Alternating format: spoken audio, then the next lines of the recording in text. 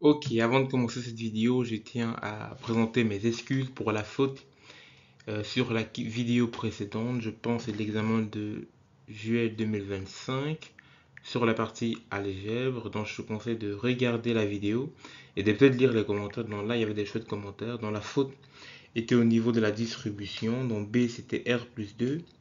Et le A, c'était R plus 1. Dans la réponse finale du R, c'était moins 5. Ce qui change plus ou moins la réponse analytique, mais je pense que la méthode était correcte. Donc, encore une fois, désolé pour ce manque de vigilance. Je vais essayer de bien faire la correction sur cette vidéo.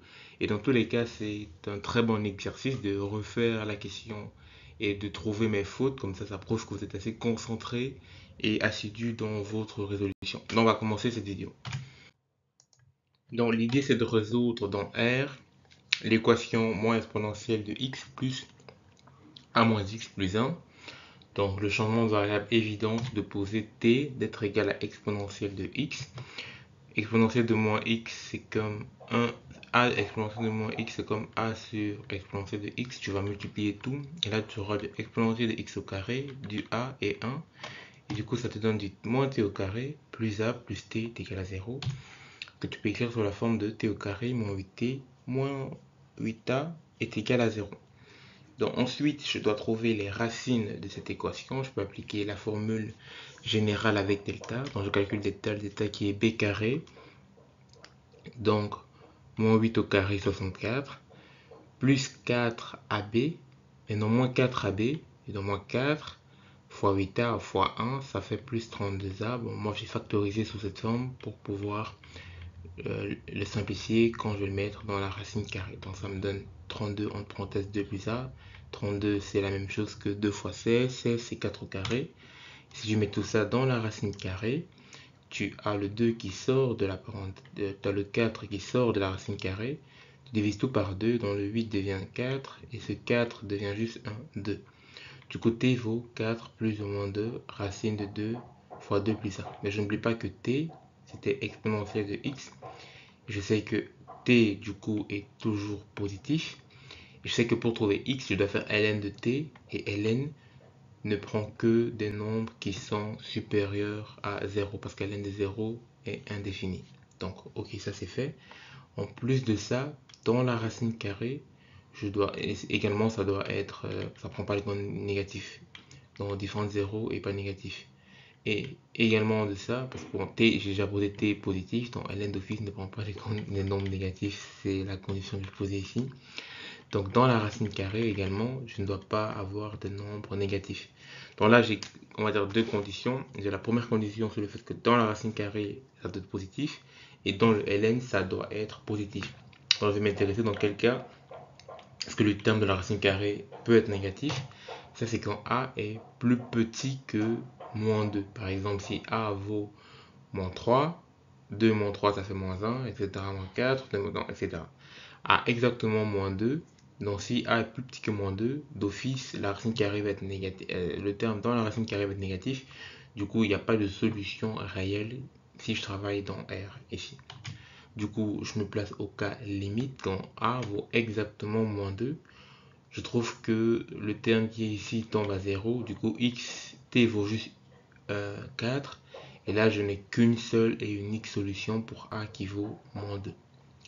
Ensuite, je me place dans le cas intermédiaire, dans le cas où le terme, dans le cas où la racine carrée va être non nulle, et le terme global ici, si je prends le moins également, va être non nul. Donc, si x est entre moins 2 et 0, dans ce cas, x peut valoir ln de 4 plus ou moins 2, racine de 2 plus 1. Donc là, j'ai deux solutions possibles, le plus et le moins. Et si je me place dans le cas où x vaut, où a vaut 0, si a vaut 0, dans ce cas, quand a vaut 0, tu mets 0 là, tu as 2 plus 2, 2 fois 2 fois 2 fois 2, ça fait 4, racine de 4, ça fait 2. Donc tu as 4 plus ou moins 4. Donc si je prends le plus, ça fait 4 plus 4, ça fait 8. Dans ce cas, x vaut ln de 8. Si tu prends 4 moins 4, ça fait 0. Puisque t doit être strictement supérieur à 0, il n'y a pas de solution. Si je me place dans le cas où a cette fois-ci est plus grand que 0, Donc si A est plus grand que 0, je pense normalement c'est plus grand que 0. Plus grand que 0. Donc si A est plus grand que 0, en disant par exemple 1, simple exemple disant 1 pour te visualiser les choses, tu as 2 fois 3, ça fait racine de 6. Et si tu calcules racine de 6, tu vas trouver un nombre qui va, mettons-nous ici, tu calcules racine de 6, tu vas trouver un nombre qui est toujours supérieur à 2. Et 2 fois un nombre qui est supérieur à 2 est lui supérieur à 4. Donc si tu fais 4 moins quelque chose qui est supérieur à 4, tu as un truc qui est d'office négatif. Et si tu fais 4 plus quelque chose qui est supérieur à 4, tu as un truc qui est d'office positif. Alors, il n'y aura que cette solution qui va être possible et l'autre va être impossible parce que tu auras ln d'un argument qui est négatif. Du coup, il n'y a pas de solution.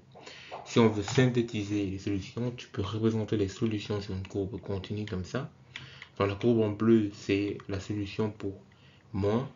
Et la courbe en rouge, c'est la solution pour plus. Moi, j'ai tracé les deux. Et tu vois qu'ils sont tous les deux, ils valent tous les deux la même chose quand ça vaut moins 2. Donc ici, on est exactement à ln de... Si c'est ln de... le résultat donne moins 2. Je ne sais pas pourquoi. Je vais checker ça. Ah non, ça donne... non, ici, nous sommes à ln de 4. Et ln de 4 vaut 1, quelque chose. Je n'ai pas ma calculette à côté. Ici, à moins 2. Ça va valoir ln de 4. Je pense que la valeur exacte, c'est celle-ci. ln de 4, je ne sais pas combien ça fait exactement, mais c'est un peu plus que 1. Donc ça doit être ici. On voit que entre moins 2 et 0, donc entre moins 2 et 0, on a toutes ces solutions-ci. Donc c'est la bosse qui est ici. Tu vois un peu ce truc ici. Quand je me place exactement à 0, tu vois qu'à 0, ça tend vers moins l'infini. Donc c'est pas une solution. Tandis que quand je me place à plus grand que 0, donc dès que je dépasse 0, donc on voit qu'il y a deux solutions. Il y a à 0, il y a, donc pour 1, les cas pour la bleue, il n'y a pas de solution ici. Tandis que pour la verte, donc pour T1, ça tend vers 2 ici. Donc ln de 8 vaut peut-être à peu près 2. Et du coup, après 0, donc plus grand que 0, ça va plus grand que 0 ici. Ici, oui, même plus grand que 0, ça n'a plus de solution. Ce que tu vois ici, donc ça tend directement vers moi. L'infini, ça ne continue plus. Tandis que la verte, à plus grand que 0, il y a une solution qui est donnée par cette expression-ci. Donc c'est un peu le résumé des 5 cas possibles que tu peux voir sur cette courbe que j'ai combinée. Bon, à l'examen, tu n'as pas la courbe avec toi, tu peux pas la tracer. Tu dois juste faire des cas comme ce que j'ai fait ici. Donc si tu vois des fautes ou une analyse qui n'était pas correcte, ou peut-être un cas que j'ai pas pris en compte, tu peux le mentionner également en commentaire ou me contacter via le groupe Discord où vous pouvez échanger, discuter par rapport aux questions d'examen. Je vais m'arrêter ici, c'était Libril, allez, ciao.